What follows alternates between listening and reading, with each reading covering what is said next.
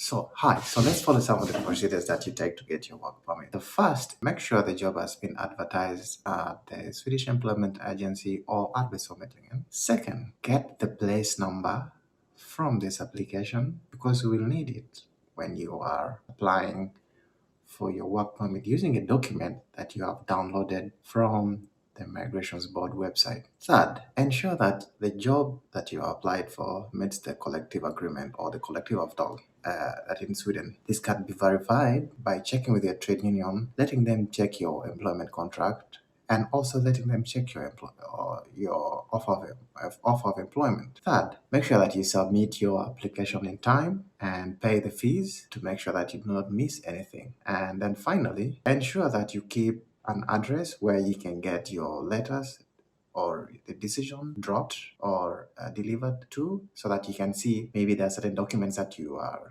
missing, or that the Swedish Employment Agency that the Migrations Board may need certain information to be verified. So you need to have an address where they can easily reach you. And then all I can say is good luck with the application.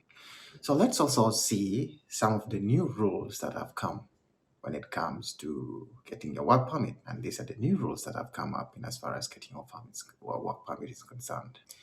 Of late, there's been an introduction of a special type of permit for the highly educated, or for people who are coming to start businesses in Sweden, or for those who are coming to look for employment in Sweden.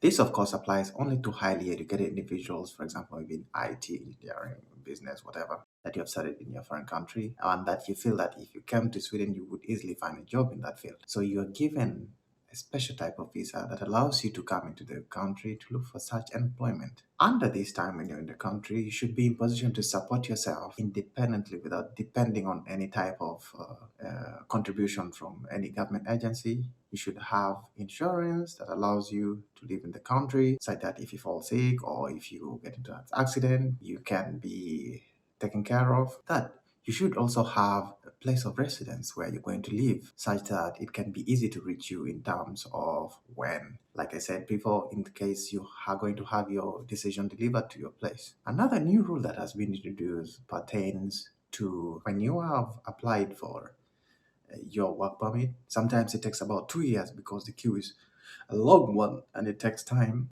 for the case officers to go through every case.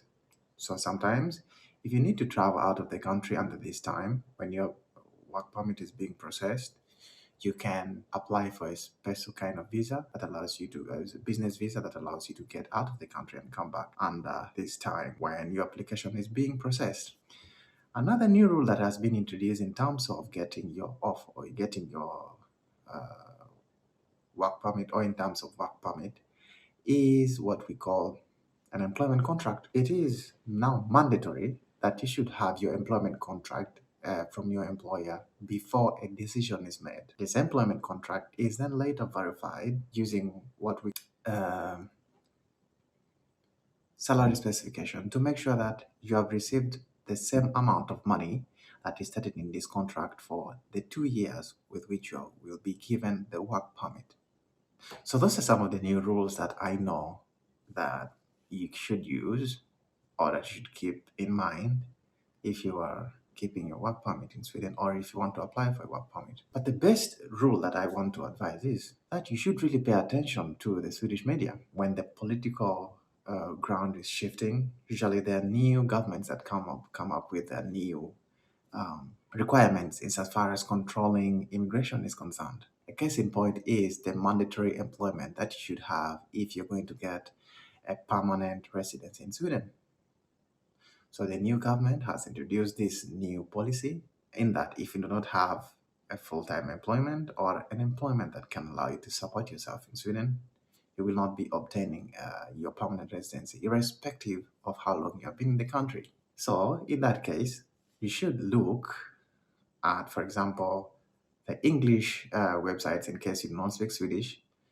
There are English websites that states you can see in advance some of the new rules that are going to be introduced. For example, in 2 or 3 years, they usually put it in the media before it's discussed in Parliament, so that you can protect yourself in case the rules of staying in the country change. So Those are some of the important things I thought I should share in as far as having a work permit and applying for a work permit is concerned. Have you obtained your work permit already in Sweden? Well, congratulations. So here today, I will also talk about how do you protect your work permit that you have obtained. Of course, the first way of protecting your work permit is keep the job. Make sure that you appear for the job, punctual, do your best at the workplace. Do not get in any type of problems or illegal problems at work. Just make sure that you follow the law so that you do not jeopardize your work permit in Sweden. You should also take what we call holidays. Every year, you must take a 1 month holiday, or you must take some time off of work for the semester, or a holiday that is paid in Sweden, and it must be paid. If your employer is not paying for your holiday in Sweden and you have a permanent contract or employment contract, most especially they are cheating you, and you should contact the trade union to ensure that you solve this problem. Or you should talk to the employer to rectify the issue of holiday time. This is what there's a reason why Sweden emphasizes time to use holiday, because you can use this time to recuperate, to rest, take a rest, and then travel, and then regain some more energy that you can use for work. The other reason is that, of course, if you do not take holiday, in the long run you get a burnout, and when you get a burnout, you call off from work so more often, which of course costs the government instead in terms of payment that they have to give you in case you call in sick. And of course, another reason why it is important to take time for a holiday is you are not a machine. You have to rest.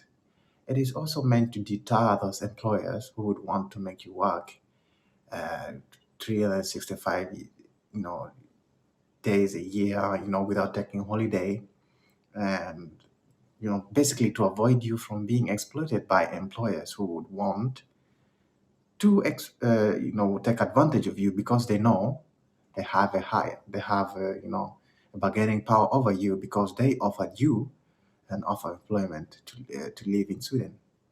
So it is important that you always take a holiday so that you do not lose your uh, work permit in Sweden. The other thing that you should pay attention to is getting involved in crime. For example, on a Friday evening, you're drunk, or someone is drunk, and they're attacking you in the tram when you're going back home. Try not to fight, or try to call the police instead. Because if you fight and someone files a police report on you, it doesn't really matter if the person is right or wrong.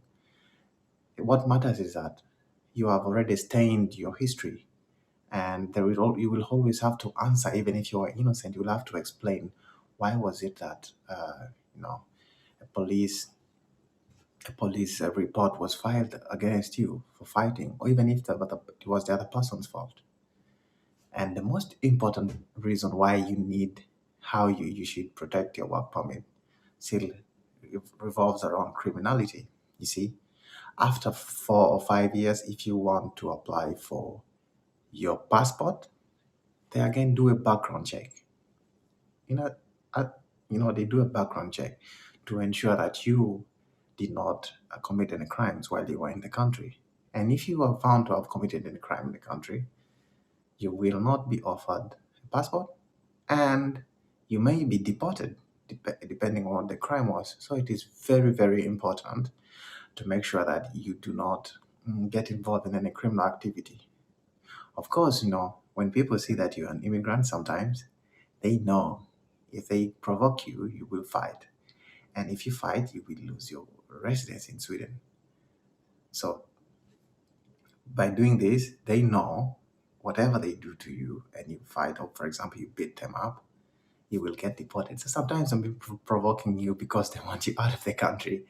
So pay attention to these kind of culprits, and make sure that you do not hoodwink you into getting involved in fights that you're not, that will lead to your detriment in the end. The other way of protecting your work permit is look at your salary specification. See the amount of tax that has been paid every month. Usually, salary specification is delivered at your home address or it's sent to your work email address. So look at this email address every month, compare your working hours, make sure that it meets the threshold that has been stipulated by the Swedish Migrations Board, and if at all there is a problem, contact your employer, make sure that it's rectified because these salary specifications, all of them, if you have been in the country, every month they will be collected and verified against your offer of employment or against your employment contract that you offered the Swedish Migration Board. The other thing, the other way that you should protect your work permit is revolves around changing jobs. If you have a work permit for the first 2 years, you need to change. If you, in case you need to change job, you need to apply for a new work permit. Applying for a new work permit means that you should your your employment that you're getting should meet first of all the collective of toll or the collective agreement of the sector that you're working in.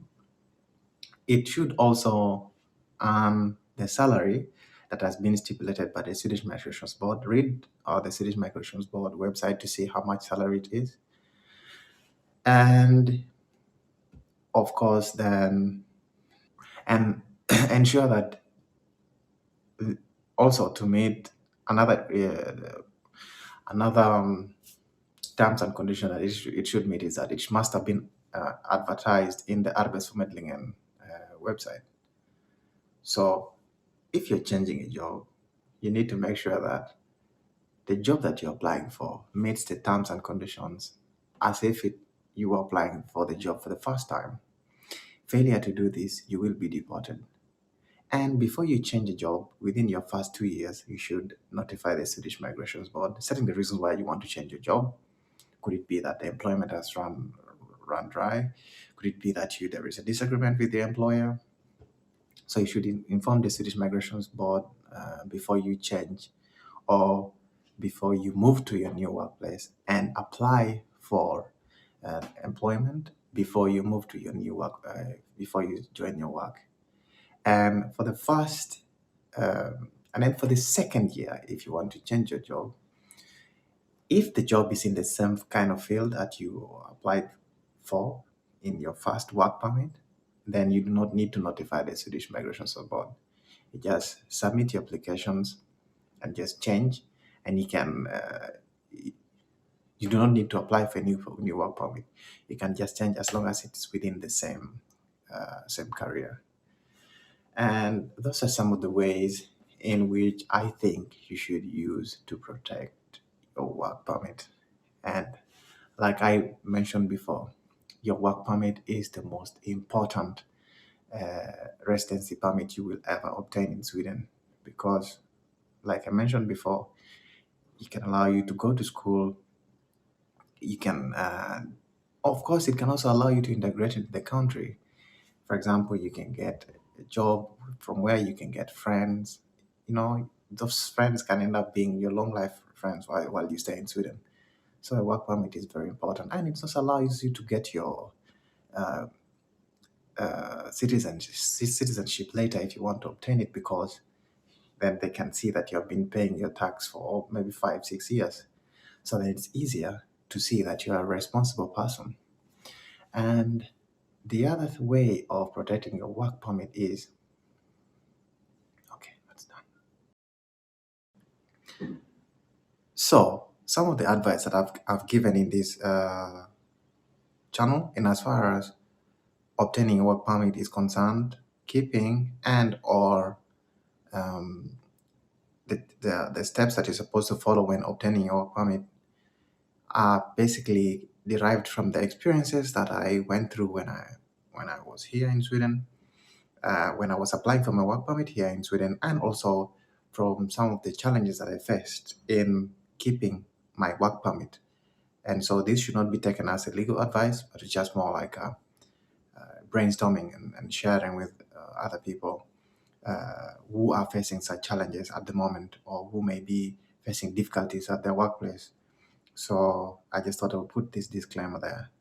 And in case you would want a typical migrations lawyer consultancy, you should consult with a registered migrations lawyer, and then they would give you the desired advice. Thank you.